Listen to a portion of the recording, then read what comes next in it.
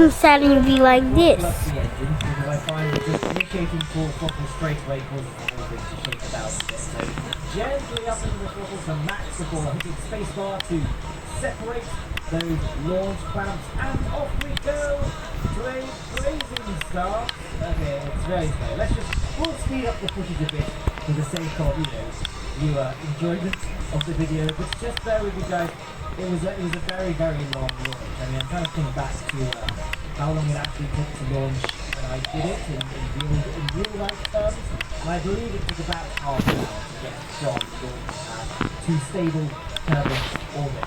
So I do it for you guys. I do it for CuriosityStream. CuriosityStream.com/Maral, link in the description. Anyway, the app's over right now. We don't talk about that anymore. Yes, as you can see, we are beginning our gravity turn, but some people are questioning, Matt, what are you doing? You're pitching the wrong way, and that's because we're aiming to go for a polar orbit, because I added one of those resource scanning things to the space station, because I've never done that for Kerbin on Now Aerospace before, and I thought it might be something worth doing for my aerospace company to have a good sense of what's actually in Kerbin. So this space station will actually serve a purpose. It's not going to be just some useless art piece orbiting the planet. No, it's going to serve as an actual, really useful thing. I mean, it's something I've considered doing for a while. I should probably do a polar orbit space station at some point so we can incorporate that scanning tech, and why not do it in style? So, and as such, the real reason for doing this space station makes manifest itself in the head. But yeah, that's why I'm launching into a polar orbit as we soar past the 20-kilometer mark nearly. I forgot how slow the footage is playing back even at time lapse. There we go, 20 kilometers past.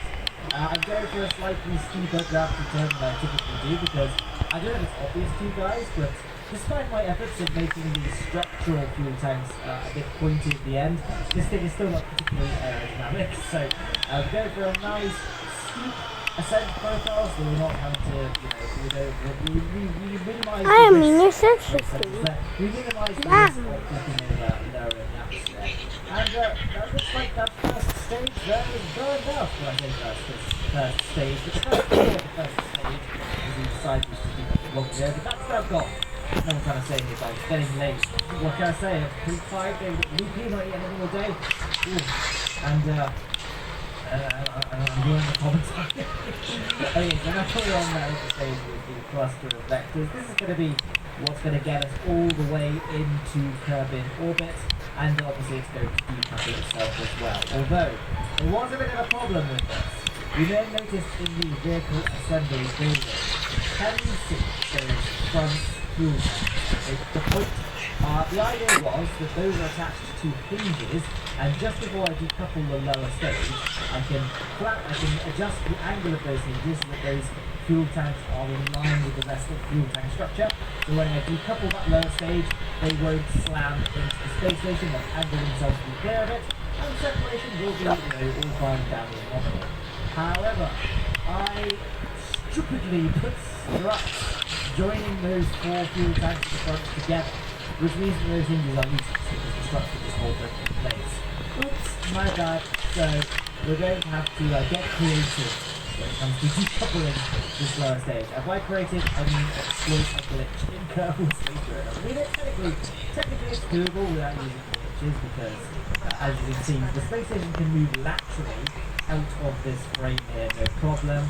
But I didn't want to risk, having them improve each other because it's a very fragile structure. I say that, and I'm well aware as we're blasting it through the atmosphere at 1700 meters per second.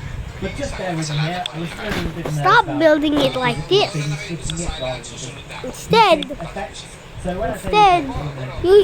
You should load. Instead, you should load my blueprint.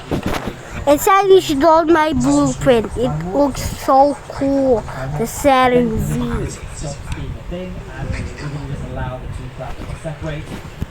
Oh! The engines. That thing. Now let's do it. Come and get the taste. come and get a taste of my delicious logic system. Speed footage up without distorting the audio. Okay. Distorting the audio is without desyncing the audio. You can't speed up the audio any faster than 4 times speed. So if you were to speed up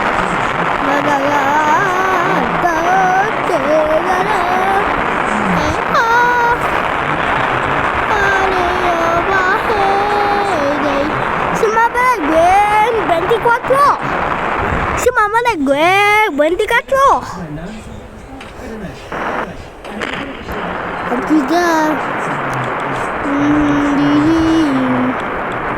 Fa che la chiela in the the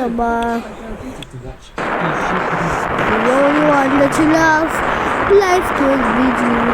See harder than the logan, the rooted in the dimmer bomb, Hangulenga, Silango, what a good, and many more. Life could be between life could be between if I could make it out of the bar.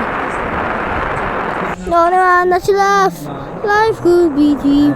Say all and the long and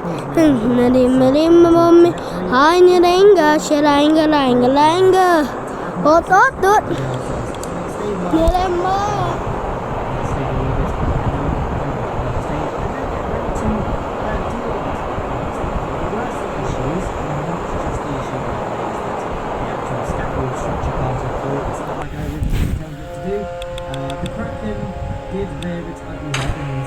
Apollo 11, the Houston ascended to begin at 3 plus 05, 403, and the Gleepy set 409,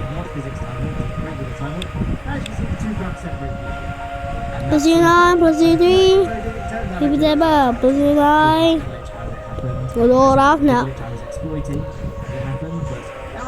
Brazil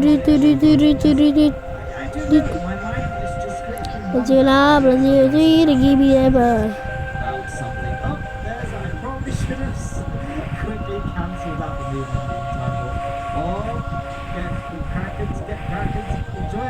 Si mama the great bunty control. Yeah, I probably should have slowed down the rotation speed of that rotation survey. Get the thrust structure. Đi là ni kể rồi na hít nhẹ là cho nè cái đam pin nhas đôi tê cả là xin ngay đã soi đã vô đam nhas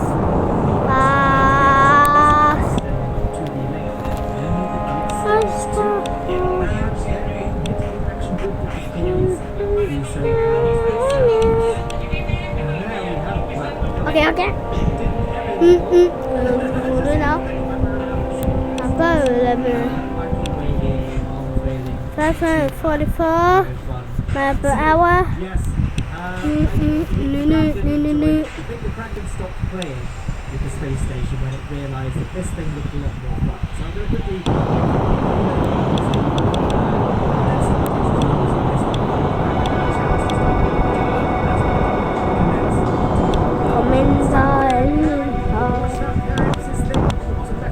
What's our periapsis?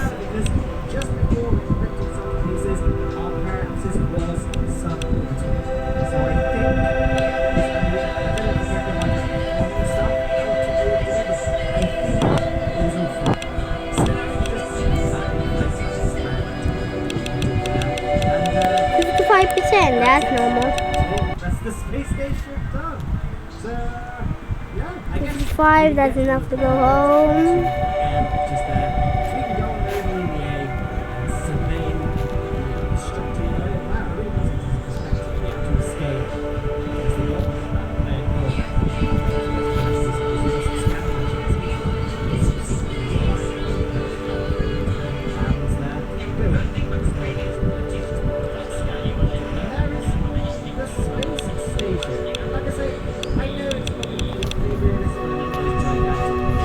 goal of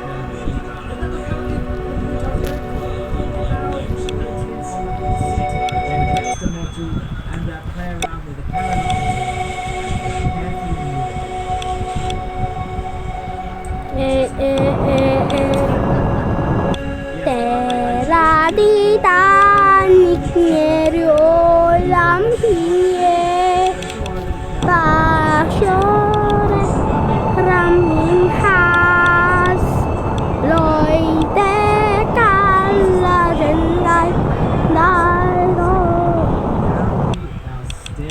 rồi nó lại quên.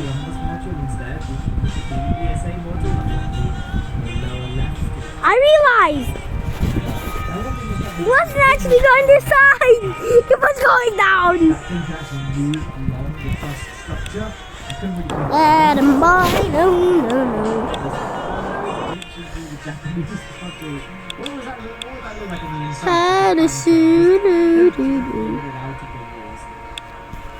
The silver streets. The morning.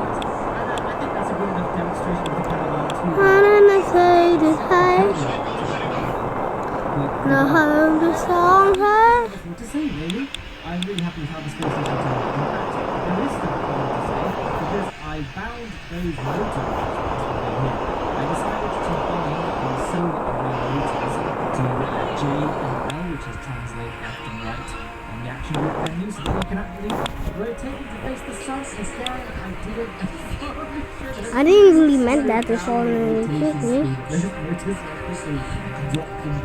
That morning, hide the whole in the sun. Why some say the moon? Why choose this as I go? Maybe ask. Why climb the highest mountain? Why 35 years ago? By the Atlantic. We choose to go to the moon. We choose to go to the moon and just to get to the other two. Not because they are easy, but because they are hard. That goal is set organized into the race, and enemies is scale. That challenge is what I'm willing to accept.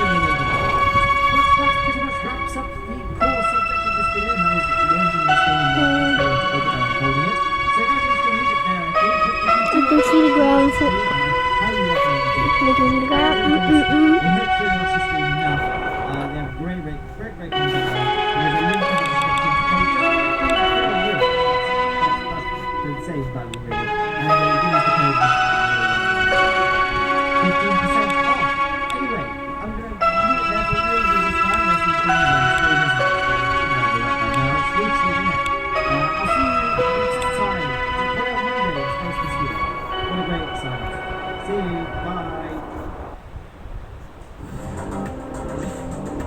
Si mama na gue buat dikacau.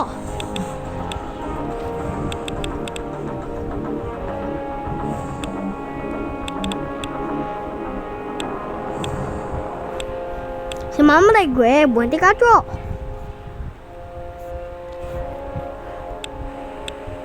Everyone, and welcome back to another Kerbal Space Program video. And in today's Kerbal Space Program video, we're going to be looking around the latest version of the game, version 1.11, some assembly required, which of course released earlier this week. Now the update added quite a few nifty little features, but one of my favourite additions is that we now have really high quality surface textures for Val, Cole, Bop, and Tyler, which of course are all moons of Jewel. The last remaining moon, Lay, has already had a texture upgrade, as has Jewel itself. So we now have a complete, finished revamp of the Julian system. Every single Jewel moon, and again Jewel itself, now has a much higher surface texture than what they originally had. So I thought to complete this, we would do a Jewel 5. The latest engine, he did it me. Jewel 5 is a mission All concept send in V. the space program. What is that? To visit every single moon of Jewel. This what? And, you know, traditionally this would have been You more definitely than suck. refueling or mining Yeah, although I guess that's not really like Find it's mine. not like a legally Where is it? Where's my salad? Oh, there's my salad. But I feel like Oh my with a gosh. spin on the old Jewel. Where's my In the salad? past, I've done what I've done in like 2016. That wasn't very good. Okay. I wasn't that good at the game. I'm gonna grab one to control. The craft was very inefficient. Is the that flight was there very a little inefficient. bit? It just wasn't a very good video. This one is But then Here is a whole spacecraft. I believe it was. I did a fully reusable Joule 5 Boom. mission, which I sent with SSGO to the Joule system, and then deployed lots of smaller single-stage landers that went to all the moons and returned without dropping a single stage. The entire vessel was recovered. The only thing expended was fuel. Ooh. How can I sort of, I don't know, challenge myself and put a new twist on formula this time? I thought, well, it's all looking good doing a minimalist Joule 5 mission, but those tend to be all the range. A lot of people have done minimalist Joule 5s at this point. And, if you're doing a Joule 5, you're going to be going to lots of different destinations. There's loads of opportunities to bring science experiments. So rather than do a super lightweight Joule mission, why not do a super heavyweight Joule mission? Yeah, we're going to be landing on every single move of Joule and bring every single science experiment along with us. The aim of this mission is to maximize our scientific outputs.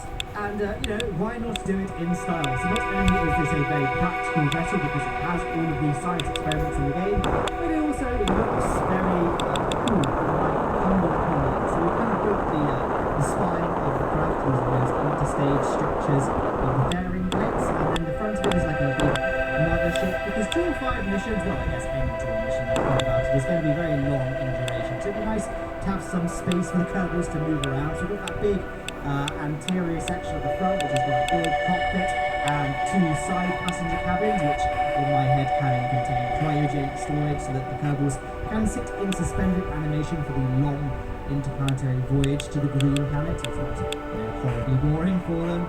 And then we also have a re-entry module right at the front, just because this ship obviously doesn't lend itself particularly well to re-entry. So we've got a dedicated re-entry module that will safely get the Kerbals back. Like this always happens. The rest of the ship being extended and destroyed in the atmosphere. And the ascension stage itself, I don't know, I wouldn't say I'm not proud of it, but it's not really it's just one big step using making history parts. There it is. And there it is on the launch pad with rocking the launch clamps, and that's actually a feature of this update that I really like. It might go under some people's radar. That is that launch clamps now, when you add them to a vessel, automatically get added to the first stage of the staging phase. So you no longer have to mess around moving the launch clamps down to the first stage, so that when you press space, the rocket doesn't remain anchored to the ground. Kind of a bad example in this mission's case because I didn't actually add them to the first stage. It's nice that they're just all there. It's much easier to sort things through. And in a similar vein to that, I believe parachutes are no longer automatically added to the first stages either. I think they're always added to a top stage. I think I need to really patch those again. I've forgotten. Anyway, I'm going to, whilst we're still very video, I think it's like 4 minutes, 40 seconds-ish into the video, so we've still got time. If you've seen the length before the rendezvous. But I have actually made a short Somewhere before the rendezvous. music video. That's linked in the description. Rendezvous. It's not copyrighted music, so what was the rendezvous from that? Who the heck are you, Mr. Kraft? If there's like a really annoying mid-run ad placement or anything like that, I have no power. I actually just. I actually. But yes, that wasn't even planned. We're gonna rendezvous. This is a rendezvous. It's time before the rendezvous. I can mess it up. More abridged version of this mission, then that's always an option in the video description. And here we are, circularizing just before we reach a stable orbit. I'm going to stage that Rhino engine because it doesn't have any means of deorbiting itself, and I don't want to leave it stuck in orbit, so that's why I ditched that stage just before we got our periapsis out of Kerbin's atmospheric level. And there we are moving on with those, getting a Joule encounter pretty easily because I launched at an optimal Joule transfer window, which for those of you who don't know, an optimal Joule transfer window is line from Kerbin to the sun to Joule. Ay nako, gusto mo i-punch. Pukpukas. Gusto ka, pukpukas. I don't know, 5 to 3 on a clock. Anyway, the voyage to Joule is a very long one, and so it necessitates a very long escape burn from Kerbin, and we've only got 4 nuclear engines powering this thing. We've got a very, very high dry mass and a very, very high wet mass as well, so our thrust to weight ratio is pretty cool. So I've actually split the burn into 3 parts. We've got 250-ish meters per second burns to get ourselves to the edge of Kerbin's sphere. This might actually take me a while. And then we'll do one final burn just to get ourselves to Joule. This means that we can make the absolute most effect, which states that you are most efficient when burning as close to periapsis as possible. So I split it Close to our craft. Close to our craft. more time burning periapsis. I'm so excited just to earn the docking. in one go. So saving a little bit of fuel there. Now at this point we've pretty much exhausted Let's go in one go. fuel tank stage. So what I'm going to do is time it up to our periapsis now, and then perform a This time we're up to our periapsis. So allow our periapsis to enter Kerbin's atmosphere and then stage that lower tank. This not only helps optimize the mass of our ship, because at this point that tank is quite literally just dead weight. Come on, get a But by tank. lowering our periapsis to be within the atmosphere of Kerbin, it means that that tank is not going to Now that's how you get to orbit without following someone's rules. at its orbit's decay. How to get it to orbit without following Steph Majona's By rules. doing a short retrograde burn just here. Now before we do our final burn to get to Joule, we quickly need to raise our periapsis again so our ship doesn't have a similar fate to the fuel Dave tank we just on. did. And navigation. We're getting close. For successful Apollo. Yes, yes, yes. And up.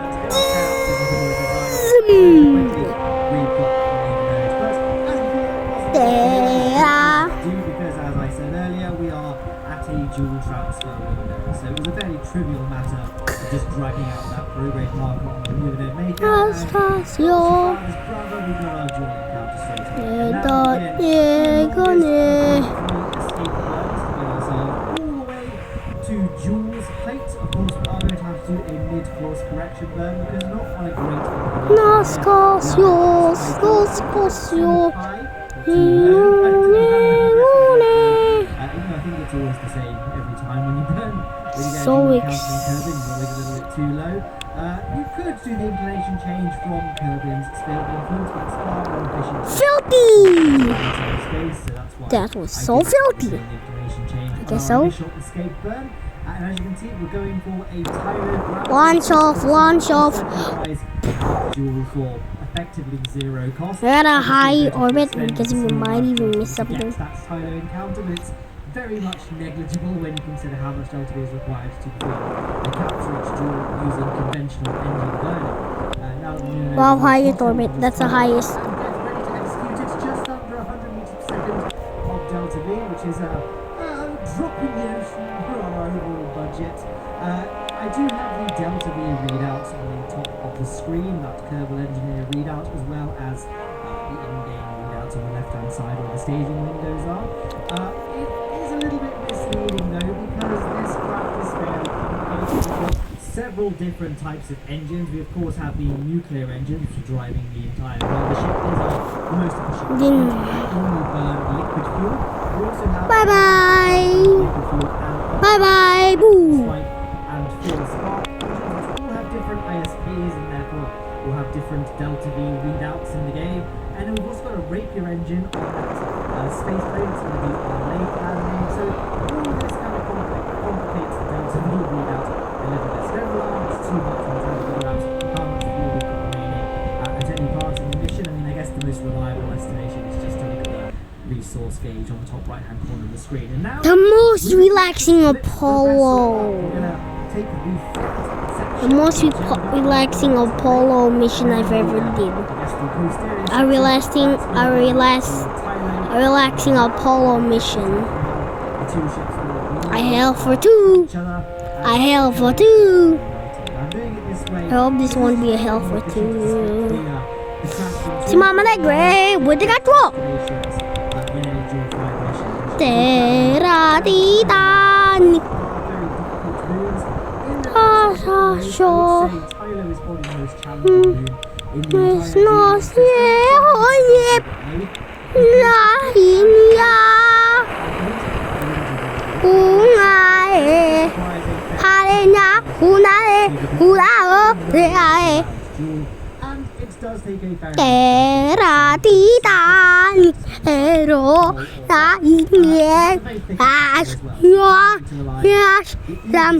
Designing a lay plan so calming. some sort of space plane. So Bye bye, chill.